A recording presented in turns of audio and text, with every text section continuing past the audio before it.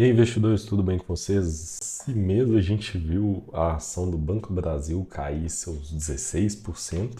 Essa queda horrorosa que vocês estão vendo aí na tela, quase 17%. E eu vou mostrar para vocês um pouco do porquê e se é uma oportunidade ou não comprar Banco do Brasil agora. A primeira coisa que a gente vai fazer aqui é comparar o lucro líquido do quarto trimestre de 2024 com o primeiro trimestre de 2025. A gente percebe que no quarto trimestre de 2024 o Banco do Brasil teve um lucro líquido ajustado de 9,6 bilhões, versus no primeiro trimestre de 2025, 7,4 bilhões. Isso por si só já frustra as expectativas do mercado tinha, afinal de contas, se a gente anualiza esse lucro, tem um lucro líquido projetado de 37,6 bilhões de reais, versus a nova realidade do banco, 29,6 bilhões, que é uma baita diferença no lucro anual.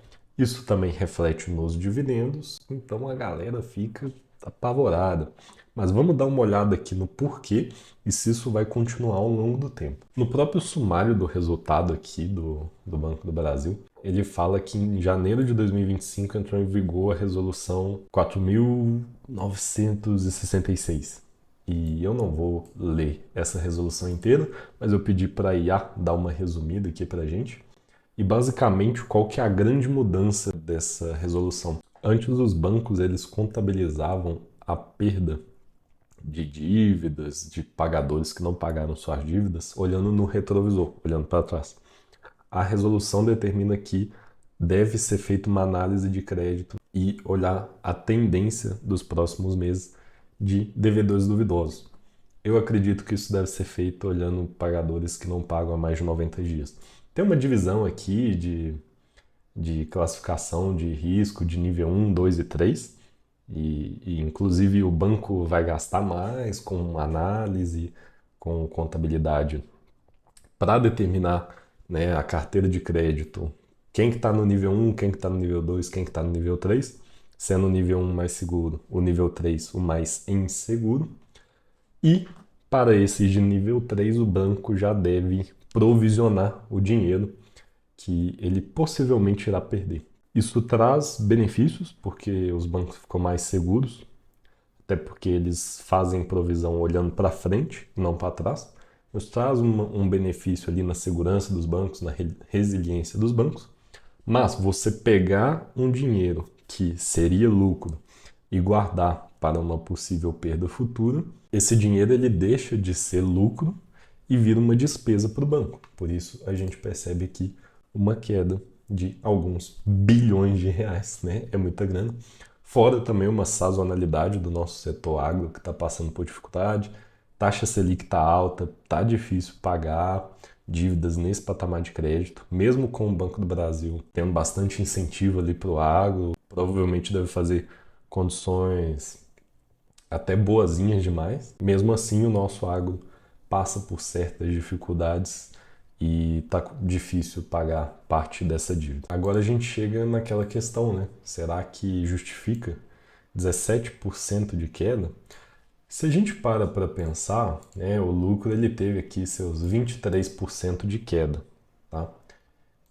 Eu acredito que isso aqui seja uma sazonalidade, né? A gente estava num regime de provisão de crédito, passou para outro, então o banco cria uma despesa imediata, porque sim, a tendência da carteira de crédito do agro era piorar mesmo, então ele passa a olhar para o futuro e aí naturalmente ele vai ter mais despesa com provisão de inadimplências e também essa sazonalidade do agro, né?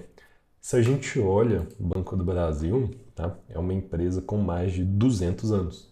Tá? A história do Banco do Brasil, o início dele foi em 1808, quando o Brasil ainda era colônia de Portugal. Tá? Então a gente viu aqui uma empresa que sobreviveu ao Brasil colônia, sobreviveu à ditadura, sobreviveu Lula, Dilma, Temer, Bolsonaro, está sobrevivendo a Lula de novo. Assim, é uma empresa muito resiliente Tem uma certa desconfiança do mercado, pois é uma empresa estatal, então sim, pessoas podem tentar dar mais incentivo do que deveriam, mas isso com o Banco do Brasil é um pouco menos forte do que com outras empresas, tipo Petrobras, Caixa, por exemplo. Tem um incentivo ou outro para um agro, para os amiguinhos do governo. Vamos aqui para os nossos indicadores fundamentalistas. A gente tem um Banco do Brasil com preço sobre lucro de 6,62, significa que em tese, em 6,62 anos, o lucro da ação paga o que você pagou nela. Isso se distribuísse todo o lucro em forma de dividendo, o que não acontece, mas é uma métrica interessante para a gente ver, pô, eu estou comprando uma empresa bicentenária em 6,62 anos, o valor que eu investi nela, ela já lucrou de volta. Então, assim, sensacional, acho muito barato isso aqui para um banco resiliente como o Banco do Brasil. Preço sobre valor patrimonial de 0,79, significa que para cada R$ 1 de patrimônio do Banco do Brasil, ele está sendo avaliado em 0,79 centavos, ou seja, de graça, a marca não vale nada, os clientes não valem nada, lucro não vale nada, patrimônio não vale nada, computador, mesa, tudo sendo negociado abaixo do valor patrimonial. Vamos dar uma olhada aqui. Hoje a gente vai aprender aqui a fórmula de Graham. A fórmula de Graham é composta por essa fórmula aqui, que é 22,5 vezes lucro por ação, vezes valor patrimonial, tudo isso aqui dentro de parênteses, e depois a gente aplica uma raiz quadrada nisso aqui. A gente aplica a fórmula de Graham aqui no Banco do Brasil, então a gente pega esses dados, tem na UVP Analítica, tem no Investidor 10, opa, aqui é do Itaú, que a gente vai ver daqui a pouco, spoiler. Você consegue pegar isso aqui de vários sites, não estou sendo patrocinado por nenhum deles. Se quiserem patrocinar, ficarei grátis. A gente pega aqui lucro por ação, não é de tal. Lucro por ação, valor patrimonial, joga nessa fórmula aqui e a gente chega num preço justo para Banco do Brasil. Essa é uma fórmula para calcular preço justo da ação, tá? Não significa que esse é o preço justo. Preço justo é uma parada muito subjetiva, né? Serve bastante para empresas do setor tradicional. A cotação atual, 24,51. Isso significa um desconto de 50% em relação ao preço justo da fórmula de Graham. Não significa que está super barato, né? Você pode concordar ou discordar com a fórmula de Graham. Nesse caso aqui eu concordo, setor perene e tal. E, cara, é uma baita oportunidade, né? Principalmente agora que teve essa queda, né? Claro que não é nenhuma recomendação de compra nem de venda, mas depois dessa queda aqui, certamente fez esse desconto ficar maior. Antes devia ser 35%, 40%. Então, para você que perdeu, né, o momento que o Banco do Brasil estava lá embaixo, um pouco depois da pandemia, e depois ele dobrou de preço, cara, agora pode ser um bom momento para você entrar. Pode ser, tá? Você tem que estudar, ler os relatórios e tirar a sua conclusão. Mas, na minha humilde opinião, esse momento é um baita momento de entrada para quem gosta da empresa, para quem já conhece a resiliência da empresa e estava esperando o momento em que ela tivesse desconto. Para mim, está aqui o momento. Vamos dar uma comparada com o Itaú, né? É sempre bom quando você está investindo numa empresa comparar com outra empresa do mesmo setor, tá? Eu vou colocar o Itaú aqui, não é nenhuma recomendação de compra nem de venda, mas é consenso de mercado que o Itaú ele é a referência do setor bancário. Então vamos comparar o Banco do Brasil com a referência do setor bancário. Eu não vou entrar aqui nos relatórios do Itaú agora, a gente pode fazer isso num vídeo só de Itaú se vocês quiserem. Por favor, comentem embaixo se vocês querem um vídeo só sobre Itaú. A gente vê aqui que ele tem um PL de 9,44 e um preço valor patrimonial de 2. O que isso significa? O mercado paga mais caro por Itaú. O mercado paga 9 anos o lucro do Itaú e 2 vezes o valor patrimonial dele na cota dele. Tá? Pedro, por quê? Se a gente dá uma olhada até aqui em outros indicadores do Banco do Brasil, ele está com ROI de 13,57? Caraca, isso aqui eu acho que está até errado, viu? Ele já foi maior, tá vendo? 23, 24, ele já foi 19, 20%. Engraçado, eu não acompanhei essa queda aqui, fico até surpreso negativamente, pô. É uma perda bem forte de ROI, né? Então o Banco do Brasil está aí com um ROI de 13,57%. A gente pode encarar, pessoal, o ROI como índice de eficiência operacional, tá? Basicamente isso. É o retorno que o banco tem com o patrimônio dele, tá? É o return on equity. Se a gente vem para o Itaú, a gente tem um ROI de 21%, quase 22% ali. O Banco Itaú, ele tem uma eficiência operacional muito boa. Ele tem uma margem bruta de 39%, tá? Tem uma margem líquida aqui de 12%.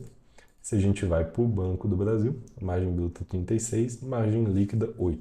Então o Itaú ele é mais eficiente, até porque ele não tem que ficar sendo bonzinho com agro, enfim, não tem que emprestar acima do risco. Então Itaú é um banco privado, né?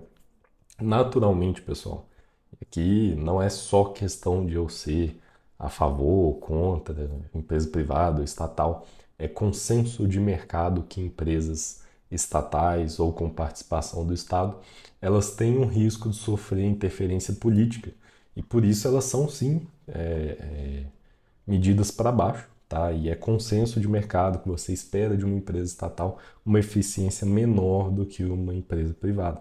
Isso não é uma opinião política, é um consenso de mercado, porque os incentivos são claros. Essa parte social pode acabar afetando o lucro negativamente e os investidores tendem a pagar mais barato numa empresa estatal do que são dispostos a pagar mais caro numa empresa privada. A gente vê que Banco do Brasil e Itaú têm indicadores até parecidos. Banco do Brasil tem indicadores um pouco menores, a eficiência operacional um pouco menor, lucro menor, enfim, carteira de crédito um pouquinho pior. Então, naturalmente, ele seria um pouco mais barato que o Banco Itaú. E vamos ver como é que o mercado precifica Banco Itaú. Então, a gente aplica a fórmula de Graham aqui no Banco Itaú. A gente chega que o preço justo dele seria 40,81. A cotação atual dele é 37,45, chegando num desconto de 8,3%. Como eu disse, consenso de mercado, empresas privadas são menos arriscadas do que empresas estatais, mesmo sendo um monstro que é o Banco do Brasil de 200 anos. O desconto que o Itaú tem sobre o valor justo é 8,3%. E o desconto que o Banco do Brasil tem sobre o valor justo é mais de 50%. Aqui eu fiz de cabeça, nem fiz questão de calcular na calculadora, porque é nítido que é mais de 50%. É uma diferença gritante, tá? Não significa que você tem que comprar um ou outro por causa dessa diferença. Bradesco. Banco do Brasil está com um desconto muito maior, então vou comprar Banco do Brasil. Beleza?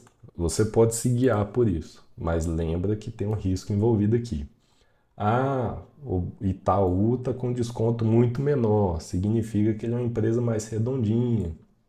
Beleza, mas considera que você está pagando mais caro. Qual que é a conclusão que a gente tira daqui? O mercado, pessoal, é muito emocionado, sabe? É um ente muito emocionado. Então, qualquer mexidinha ali, cara, um trimestre, pô, a resolução tava aí, todo mundo sabia que a resolução vinha, todo mundo sabia que o agro tava ruim. Aí chega a notícia, foi ruim, aí todo mundo, meu Deus do céu, vou vender aqui minhas ações. Aí um monte de gente vai vender as ações e acontece isso daqui, ó. 17% de queda. E aí sai um pouquinho diferente do que o mercado espera, e aí vem aquela frase, o mercado sobe no boato e cai no fato. É isso aqui, ó. Então tava todo mundo esperando uma maravilha, sabe-se lá por quê. De repente, chega o fato, né? O lucro do Banco do Brasil veio abaixo e cai 17% a ação aqui. Quando você entra para investir numa empresa, e pelo menos essa é a minha filosofia de investimentos, eu encaro aquilo como uma sociedade. Então eu estou entrando ali para ser sócio dessa empresa. Se a minha empresa, vamos supor que é uma empresa nossa aqui, a gente fez a empresa Pramos Investimentos, consultoria de investimentos absurdamente boa. E a Pramos Investimentos tem uma queda de lucro líquido de 20% de um trimestre para o outro, por causa de uma norma que entrou em vigor, por causa da taxa Selic que está alta. Tudo isso já era esperado. você venderia a sua participação na empresa por 17% a menos? Essa pergunta que você tem que se fazer quando você pensar em vender uma ação. Às vezes, principalmente um caso, vou extrapolar aqui, Americanas. Pô, teve fraude contábil. Às vezes, compensa você sair em 90% de prejuízo, porque o panaca do seu sócio te enganou, estava fazendo fraude contábil. Às vezes compensa. Às vezes não compensa você sair de uma empresa por 17% de queda por causa de uma sazonalidade que já era esperada. E que é esperado ao longo do tempo, pelo menos na minha visão. Pô, taxa Selic um dia vai ter que cair. Se não cair, aí é o menor dos nossos problemas, porque o país vai todo quebrar, vai todo pro buraco. Um dia a taxa Selic vai ter que cair, certo? A norma já foi implementada.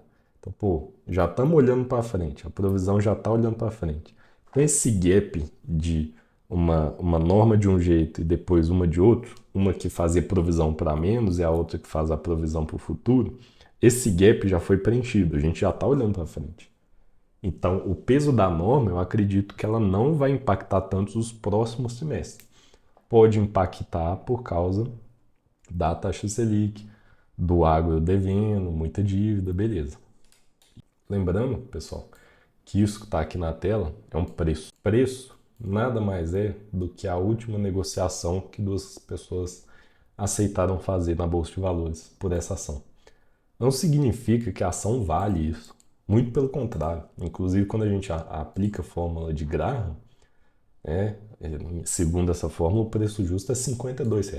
E aqui está R$ 24,42. Você acha que os Barsi estão vendendo Banco do Brasil por esse preço? Você acha que eles estão? Não estão, cara. Eles estão segurando isso aqui. Eu acho. Nem estou acompanhando o pessoal dos Barsi lá. Depois vou até dar uma olhada no AGF+. Mas eu tenho quase certeza que pela filosofia de investimento dele, eles estão lá, felizes com o Banco do Brasil, recebendo dividendo. Ah, a cotação caiu 17%. Que se lasque, eu estou recebendo meu dividendo. Eu imagino que eles estão assim, tá? Para mim não faz sentido nenhum se fazer de uma ação boa por um momento sazonal ruim. Se você gostou, por favor, deixe seu like, comente, se inscreva aqui no canal. A gente está começando agora. Eu tento trazer conteúdo de qualidade aqui para vocês. Por favor, comentem para a gente trazer mais temas relevantes, mais análises como essas, mais aprofundadas, lendo relatório, vendo números, fazendo fórmula de Graham e no fim do dia trazendo mais conhecimento para que você possa tomar as melhores decisões para a sua carteira de investimentos. Por esse vídeo é isso. Até mais.